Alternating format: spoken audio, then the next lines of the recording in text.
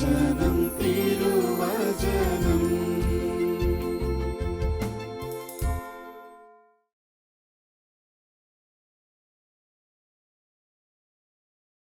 എനിക്കേറ്റവും പ്രിയപ്പെട്ടവരെ, ജീവിതം ഒരുപാട് തിരഞ്ഞെടുപ്പുകൾക്ക് അവസരം നൽകും. ജ്ഞാനികൾ ഏറ്റവും ശ്രേഷ്ഠമായതാണ് തിരഞ്ഞെടുക്കാൻ ശ്രദ്ധിക്കുന്നത്. ദൈവത്തിൻ്റെ ഇഷ്ടതാരം സോളമൻ രാജാവിന് ദൈവം ഒരു അവസരം നൽകി. ഏത് വേണമെങ്കിലും തിരഞ്ഞെടുക്കാം, സ്വന്തമാക്കാം. അദ്ദേഹം ചോദിച്ചത് നന്മതിന്മകൾ തിരിച്ചറിഞ്ഞ് സൽഭരണം നടത്തുന്നതിനുള്ള ദൈവകൃപ വേണം. ദൈവത്തിന് ഒത്തിരി ഇഷ്ടമായി, അത് സമർത്ഥമായി നൽകി. ആ കാലഘട്ടത്തിൽ ഏറ്റവും വലിയ ജ്ഞാനിയായി അദ്ദേഹം മാറി. ആ ജ്ഞാനത്തികവിൽ നിന്ന് അദ്ദേഹം പറയുന്നു, സുഭാഷിതങ്ങളുടെ പുസ്തകം 30-ാം അധ്യായം 24-ാം വാക്യത്തിൽ, ഭൂമിയിലെ ചെറിയ ജീവികൾ അസാമാന്യ ബുദ്ധി പ്രകടിപ്പിക്കുന്നു. ഭൂമിയിലെ ചെറിയ ജീവികൾ അസാമാന്യ ബുദ്ധി പ്രകടിപ്പിക്കുന്നു. ഉറുമ്പിൻ്റെ കാര്യം പ്രത്യേകം എടുത്തു പറയുന്നു. നമുക്കിപ്പോൾ ഉറുമ്പിൻ്റെ സവിശേഷതകളെക്കുറിച്ച് ചിന്തിക്കാം. 1. ഉറുമ്പ് പ്രതിബന്ധങ്ങളുടെ മുമ്പിൽ പരാജയപ്പെടുന്നില്ല. വിശുദ്ധ മത്തായി എഴുതിയ സുവിശേഷം 13-ാം അധ്യായം 44-ാം വാക്യം, സ്വർഗരാജ്യം വയലിൽ ഒളിച്ചു വച്ചിരിക്കുന്ന നിധിക്ക് തുല്യം. അത് സ്വന്തമാക്കാൻ തനിക്കുള്ളതെല്ലാം വിറ്റ് ആ വയൽ വാങ്ങുന്നു. ബുദ്ധിയും വിവേകവുമുള്ളവർ അത് ചെയ്യും. അതൊരു അത്യുന്നത ലക്ഷ്യമാണ്. എന്തുമാത്രം തടസ്സങ്ങളും ബുദ്ധിമുട്ടുകളും പ്രതിസന്ധികളും ഉണ്ടായാലും ലക്ഷ്യം സാധിച്ചിട്ടേ അടങ്ങൂ. അജ്ഞാനികളാണെങ്കിലോ ലക്ഷ്യം വയ്ക്കും, പക്ഷേ പ്രതിബന്ധങ്ങളുടെ മുമ്പിൽ പതറിപ്പോകും. അങ്ങനെ പൂർത്തിയാക്കാൻ സാധിക്കാതെ പരാജയമടയും. ഇവിടെ ഉറുമ്പിൻ്റെ കാര്യം നമ്മൾ ചിന്തിക്കുമ്പോൾ, ഗന്ധം മൂലം ഉറുമ്പ് അതിൻ്റെ ആഹാരം കണ്ടെത്തിക്കഴിഞ്ഞാൽ അത് സ്വന്തമാക്കാൻ എല്ലാ പ്രതിബന്ധങ്ങളെയും അവൻ തരണം ചെയ്യും. ആഹാര സാധനം തട്ടിൻ്റെ മുകളിലായിരുന്നാലും ഭരണിയിലിട്ട് ഭദ്രമാക്കി വച്ചിരുന്നാലും ഉറുമ്പ് കണ്ടെത്തുകയും അത് സ്വന്തമാക്കുകയും ചെയ്യും. ഉറുമ്പിനെ സംബന്ധിച്ച് അവൻ്റെ ആത്യന്തിക ലക്ഷ്യമെന്ന് പറയുന്നത് ആഹാരം കണ്ടെത്തുകയും സ്വന്തമാക്കുകയുമാണ്. ഉറുമ്പിനെ സംബന്ധിച്ച് ഈ ലക്ഷ്യസ്ഥാനത്തിന് തടസ്സമായി നിൽക്കുന്ന ഏത് പ്രതിസന്ധികളെയും അവൻ തരണം ചെയ്തിരിക്കും. എന്തുമാത്രം ദൂരം യാത്ര ചെയ്യേണ്ടി വന്നാലും, എത്രമാത്രം ഉയരത്തിൽ കയറേണ്ടി വന്നാലും, എന്തുമാത്രം അതിനിടയിൽ തടസ്സങ്ങൾ മനുഷ്യർ അല്ലെങ്കിൽ മറ്റ് ജന്തുക്കൾ സൃഷ്ടിച്ചാലും അവൻ ലക്ഷ്യസ്ഥാനത്തെത്തുന്നതിനുള്ള പ്രയാണം തുടർന്നുകൊണ്ടേയിരിക്കും. ഇത് മനുഷ്യരായ ബുദ്ധിമാന്മാരായ വിവേകികളായ നമുക്ക് നൽകുന്ന ഒരു നല്ല പാഠമാണ്. നിരന്തരമായ പ്രക്രിയയിലൂടെ, പരിശ്രമത്തിലൂടെ നമ്മൾ ലക്ഷ്യസ്ഥാനത്ത് എത്തണമെന്നും എങ്കിൽ മാത്രമേ വിജയം കൈവരിക്കാൻ സാധിക്കുമെന്നും ഈ ചെറുജീവിയായ ഉറുമ്പ് നമ്മെ പഠിപ്പിക്കുന്നു. ജീവിത വിജയം നേടിയിട്ടുള്ള മഹാന്മാർ നമുക്ക് പറഞ്ഞു തരുന്നതും ഇതുതന്നെയല്ലേ? ഇന്ത്യൻ പ്രസിഡൻ്റായിരുന്ന മഹാനായ APJ അബ്ദുൽ കലാം എപ്പോഴും യുവാക്കളോട് പറയുന്ന കാര്യം സ്വപ്നം കാണണം. അത് ഉറക്കത്തിൽ കാണുന്ന സ്വപ്നമല്ല, ഉറക്കം കെടുത്തിക്കളയുന്ന സ്വപ്നമാണ്. ഉദാത്തമായ സ്വപ്നങ്ങൾ കാണണം, ഉന്നതമായ സ്വപ്നങ്ങൾ കാണണം. അത് ലക്ഷ്യം വരിക്കുന്നതിന് വേണ്ടി ഉറക്കമിളച്ചിരുന്ന് അത് നേടണം. എങ്കിൽ മാത്രമേ ജീവിത വിജയം നേടാൻ സാധിക്കുകയുള്ളൂവെന്ന്. ഇങ്ങനെ ജീവിത വിജയം നേടിയിട്ടുള്ള മഹൽ വ്യക്തികൾ നമ്മോട് ആഹ്വാനം ചെയ്യുമ്പോൾ നമ്മളത് നിസ്സാരമായി കാണാൻ പാടില്ല. പരിശുദ്ധ പിതാവ് ഫ്രാൻസിസ് മാർപ്പാപ്പ യുവതിയുവാക്കളെ കാണുമ്പോൾ ആവേശഭരിതനായി പറയും, മക്കളെ, നിങ്ങൾ ഇന്നിൻ്റേതാണ്. നിങ്ങൾ കളിച്ചില്ലെങ്കിൽ കളി തോറ്റുപോകും. അതുകൊണ്ട് നിങ്ങൾ ഊർജ്ജസ്വലരായിരിക്കണം. കഴിഞ്ഞ തലമുറയ്ക്ക് എന്തെങ്കിലും കുറവുകൾ വന്നു പോയിട്ടുണ്ടെങ്കിൽ അവയെല്ലാം പരിഹരിക്കാൻ പോരുന്ന തരത്തിൽ നിങ്ങൾ ചടുലതയുള്ളവരായിരിക്കണം. നിങ്ങൾ ഉന്നതമായ ആദർശങ്ങൾ പേർന്നവരായിരിക്കണം. ഇങ്ങനെയുള്ള ഉദാത്തമായ ചിന്തകൾ നൽകുന്ന ഒരു പാഠം നമുക്ക് ഇവിടെ കാണാൻ സാധിക്കും. രണ്ടാമതായി, ശിക്ഷണബോധം. ഉറുമ്പുകൾക്ക് നല്ല ശിക്ഷണബോധമുള്ളതായി നമുക്ക് കാണാൻ സാധിക്കും. വളരെ അടുക്കും ചിട്ടയുമുള്ള ഒരു ജീവിതമാണ് ഈ ചെറുജീവിയായ ഉറുമ്പ് നയിക്കുന്നത് എന്ന് നമുക്ക് തോന്നിപ്പോകും. സുഭാഷിതങ്ങളുടെ പുസ്തകം 13-ാം അധ്യായം 1-ാം വാക്യം, വിവേകമുള്ള മക്കൾ അപ്പൻ്റെ ഉപദേശം കേൾക്കുന്നു. വിവേകമുള്ള മക്കൾ അപ്പൻ്റെ ഉപദേശം കേൾക്കുന്നു. ഉറുമ്പ് ഇത് അക്ഷരാർത്ഥത്തിൽ നിർവഹിക്കുന്നത് പോലെ തോന്നിപ്പോകും അതിൻ്റെ പ്രകടനം കാണുമ്പോൾ. ഒരു നേതാവ് തെളിക്കുന്ന വഴിയെ ഉറുമ്പ് പിന്തുടരുന്നത് കാണാം.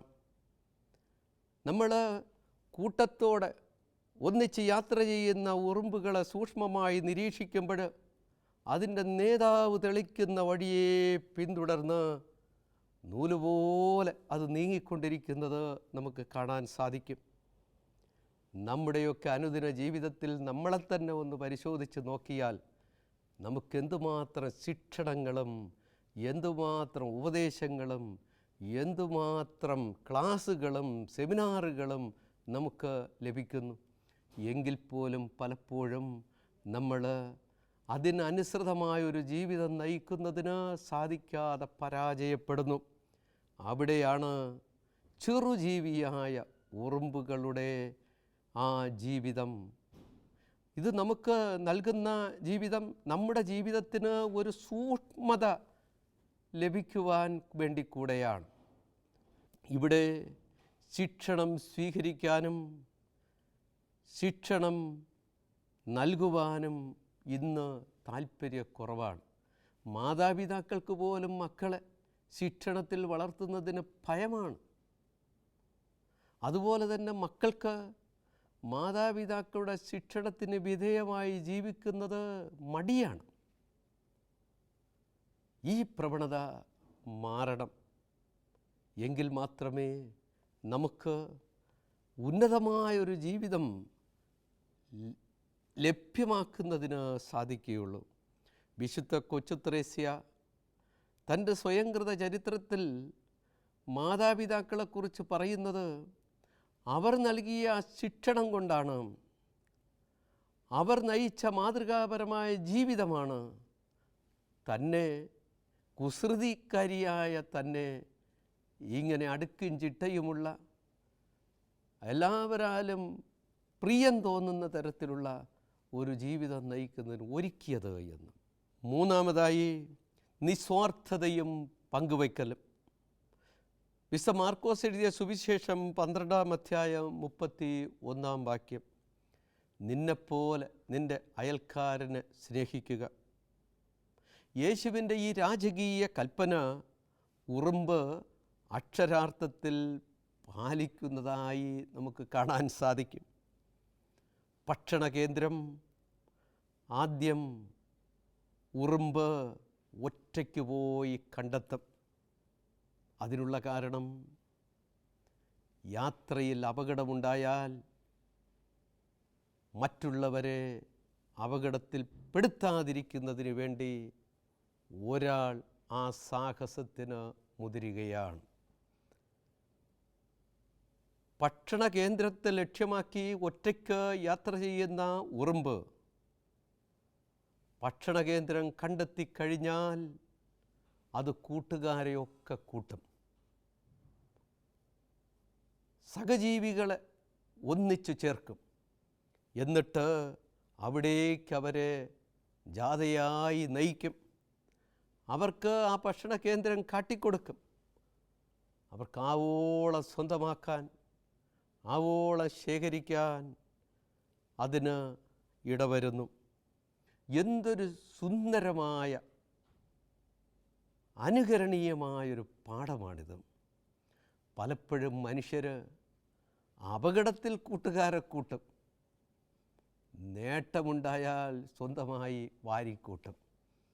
മറ്റുള്ളവർക്കത് പങ്കുവെച്ച് കൊടുക്കുന്നതിൽ ശ്രദ്ധിക്കില്ല. അപകട സ്ഥലത്തേക്ക് ഒറ്റയ്ക്ക് പോകാൻ സന്നദ്ധരാകാതെ മറ്റുള്ളവരെ കൂട്ടി അവൻ അവിടേക്ക് പോകാൻ ശ്രമിക്കും.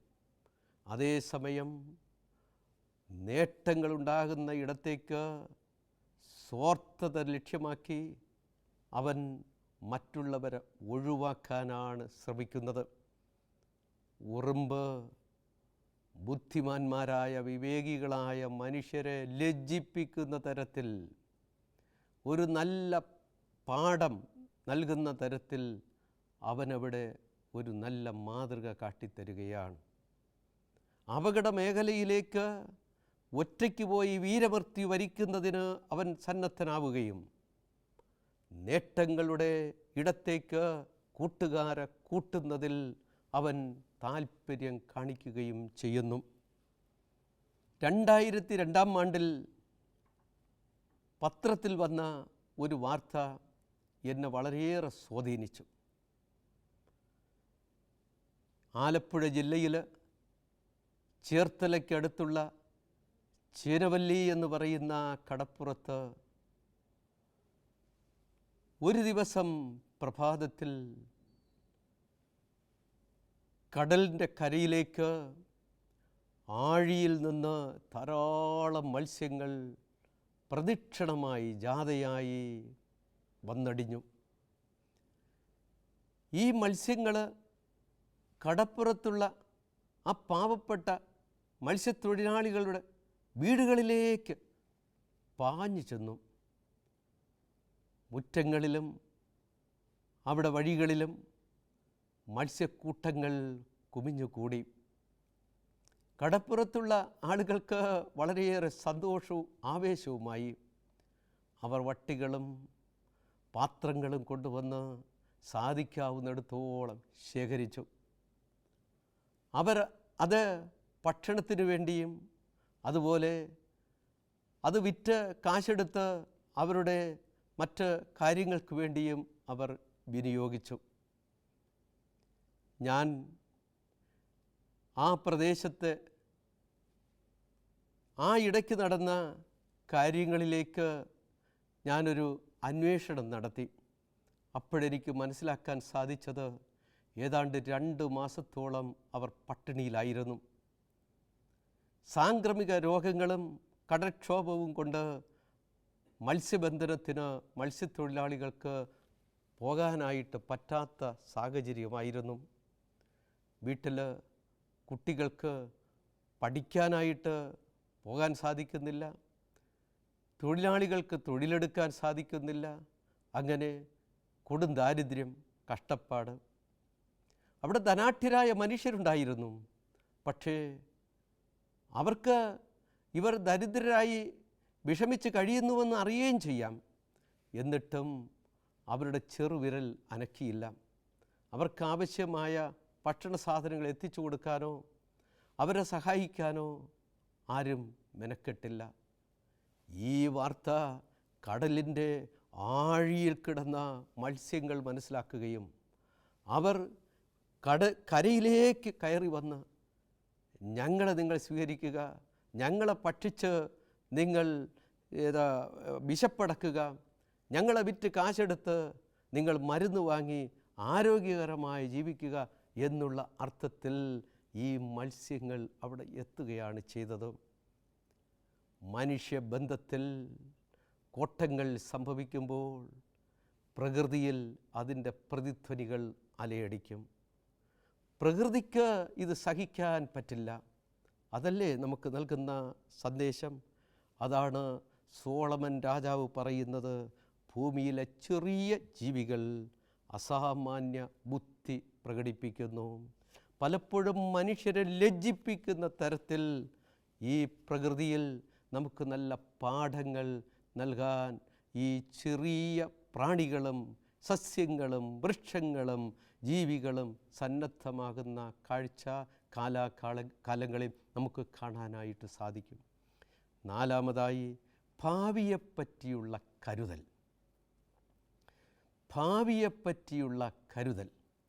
സുഭാഷിതങ്ങളുടെ പുസ്തകം 30-ാം അധ്യായം 25-ാം വാക്യം, ഉറുമ്പിൻ കൂട്ടം എത്രയോ ദുർബലം, എങ്കിലും അവ വേനൽക്കാലത്ത് ഭക്ഷണം കരുതി വയ്ക്കുന്നു. ഉറുമ്പും കൂട്ടം എത്രയോ ദുർബലം, എങ്കിലും അവ വേനൽക്കാലത്ത് ഭക്ഷണം കരുതി വയ്ക്കുന്നു. ശീതകാലത്ത്, മഴക്കാലത്ത് ഭക്ഷണം കിട്ടാതെ വരുമ്പോൾ ജീവൻ നിലനിർത്തുവാൻ വേണ്ടി ഉറുമ്പ് മുൻകരുതൽ എടുത്തിരിക്കും. സമ്പത്ത് കാലത്ത് തൈവത്ത് വച്ചാൽ ആപത്തു കാലത്ത് കാപത്തു തിന്നാം.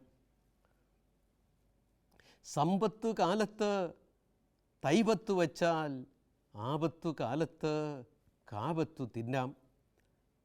നമ്മുടെ പൂർവികർ നമ്മോട് പറഞ്ഞു തന്നിട്ടുള്ള ഈ പഴഞ്ചൊല്ലിൽ വളരെയേറെ അർത്ഥമുണ്ട്. നമ്മുടെ ആരോഗ്യമുള്ള കാലത്ത്, കഴിവുള്ള സമയത്ത് ഭാവിയെ ലക്ഷ്യമാക്കി ചില മുൻകരുതലുകൾ എടുക്കണമെന്ന് ഓർമ്മപ്പെടുത്തി തരുകയാണ്. പക്ഷേ ഇന്നത്തെ ഒരു പ്രവണത എന്ന് പറയുന്നത് കടം വാങ്ങിയും ആർഭാടവും ദൂർത്ത് നടത്തും. അങ്ങനെ കടക്കെണിയിൽ അകപ്പെട്ടിട്ട് ആത്മഹത്യ ചെയ്ത് ജീവിതം അവസാനിപ്പിക്കുന്ന ഒരു രീതിയും ശൈലിയും ചിലരെങ്കിലും ശീലിക്കുന്നു. ഇവിടെ ഉറുമ്പ് നൽകുന്ന പാഠം മനുഷ്യർ ഏറ്റെടുക്കേണ്ടതാണ്, സ്വന്തമാക്കേണ്ടതാണ്.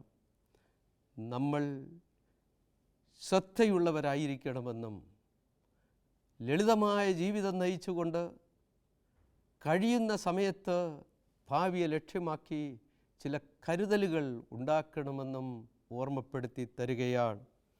അഞ്ചാമതായി, കഠിനാധ്വാനി. ഭാരം വഹിക്കാൻ മടിയില്ലാത്തവനാണ് ഉറുമ്പ്. മാർക്കോസ് എഴുതിയ സുവിശേഷം 11-ാം അധ്യായം 28 തുടങ്ങി 29 വരെയുള്ള വാക്യങ്ങളിൽ ഇപ്രകാരം നമുക്ക് കാണാൻ സാധിക്കും. അധ്വാനിക്കുന്നവരും ഭാരം വഹിക്കുന്നവരുമായ നിങ്ങളെല്ലാവരും എൻ്റെ അടുക്കൽ വരുവിൻ, ഞാൻ നിങ്ങളെ ആശ്വസിപ്പിക്കാം. ഞാൻ ശാന്തശീലനും വിനീത ഹൃദയനുമാകയാൽ എൻ്റെ നുകം വഹിക്കുകയും എന്നിൽ നിന്ന് പഠിക്കുകയും ചെയ്യുവൻ, അപ്പോൾ നിങ്ങൾക്ക് ആശ്വാസം ലഭിക്കും. മനുഷ്യന് ഇന്ന് ശാന്തിയും സമാധാനവുമില്ല. അവനെപ്പോഴും മ്ലാനവതനായി കഴിയുന്നത് നമുക്ക് കാണാൻ സാധിക്കും. കാരണം അധ്വാനിക്കാൻ മടിയാണ്. ഇന്നത്തെ പ്രവണത എന്ന് പറയുന്നത് പഠിക്കാതെ ജയിക്കണം, അധ്വാനിക്കാതെ കാശ് കിട്ടണം, പുണ്യം ചെയ്യാതെ സ്വർഗം കിട്ടണം. അധ്വാനം കൊണ്ട് നെറ്റിയിലുണ്ടാകുന്ന വിയർപ്പിൻ്റെ ഉപ്പുരസം ഉപയോഗിച്ച് ഭക്ഷണം കഴിക്കാൻ നാം ശീലിക്കണം. എങ്കിൽ മാത്രമേ പ്രസന്നവതരായി നമുക്ക് ജീവിക്കാൻ സാധിക്കൂ. ഉറുമ്പ് അതിന് നല്ലൊരു മാതൃകയാണ്. ഉറുമ്പ് എന്തുമാത്രം സന്തോഷചിത്തതയോടുകൂടെയാണ് ജീവിക്കുന്നത്, സന്തോഷതുന്തിലനായിട്ടാണ് ജീവിക്കുന്നത്. എപ്പോഴും തുള്ളിച്ചാടി നടക്കുന്ന ഉറുമ്പിനെയാണ് നമുക്ക് കാണാൻ സാധിക്കുന്നത്. അത് എപ്പോഴും പണിയെടുക്കും. 24 മണിക്കൂറും പണിയെടുക്കുന്നതിൽ അതിന് യാതൊരു മടിയുമില്ല. ഉറക്കമില്ലാതെ പണിയെടുക്കുന്ന ഒരു ചെറു ജീവി ഉറുമ്പ്. അത് നമുക്ക് നൽകുന്ന പാഠം. നമുക്കെത്രയോ ബുദ്ധിയും കഴിവും സിദ്ധികളും ദൈവം കനിഞ്ഞ് നൽകിയിട്ടുണ്ട്. എന്നിട്ടും നമ്മുടെ നന്മയ്ക്കും ദൈവമഹത്വത്തിനും മറ്റുള്ളവരുടെ നന്മയ്ക്കും വേണ്ടി നമ്മളത് പ്രയോജനപ്പെടുത്തുന്നില്ല.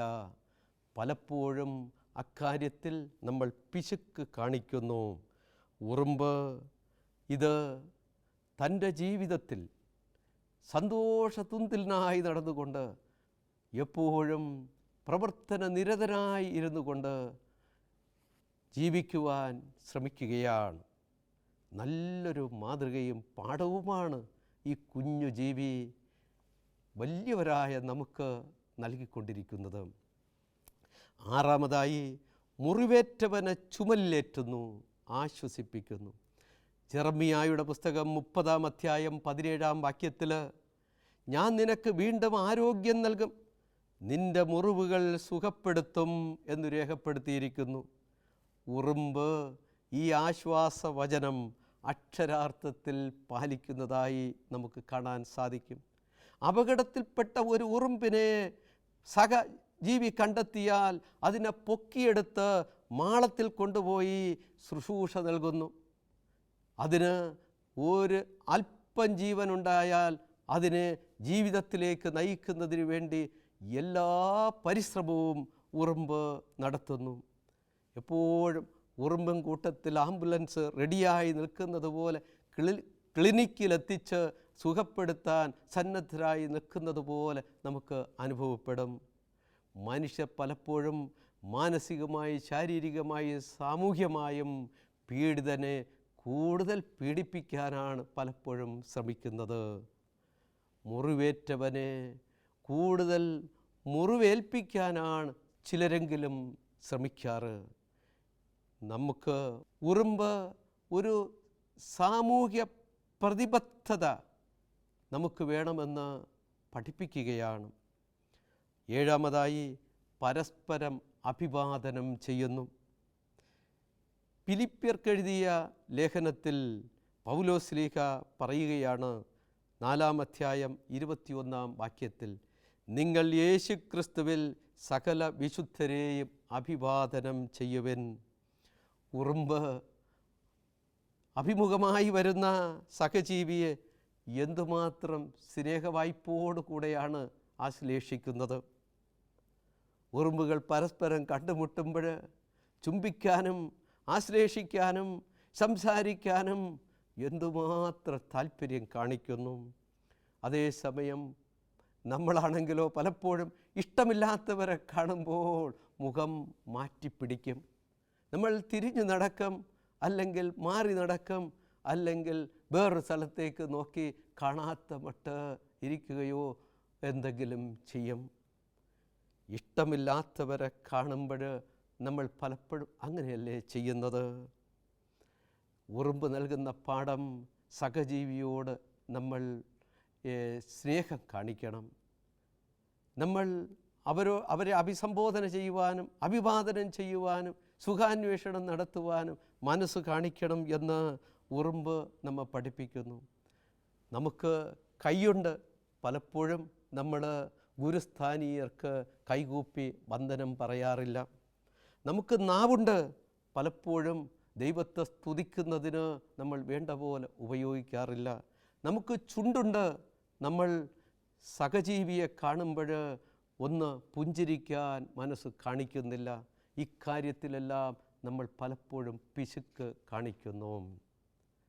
ഉറുമ്പ് മനുഷ്യരായ നമ്മെപ്പോലും പഠിപ്പിക്കത്തക്ക വിധത്തിൽ ഉയർന്നു നിൽക്കുന്ന മൂല്യങ്ങൾ പുലർത്തുന്ന ഒരു ചെറിയ ജീവിയായി നമുക്ക് കാണാൻ സാധിക്കും.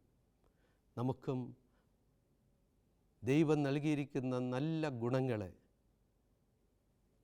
ഉയർത്തി നിർത്തി നല്ലൊരു ജീവിതം നയിക്കുന്നതിന് പരിശ്രമിക്കാം. നല്ലവനായ ദൈവം നമ്മെ സമർത്ഥമായി അനുഗ്രഹിക്കട്ടെ.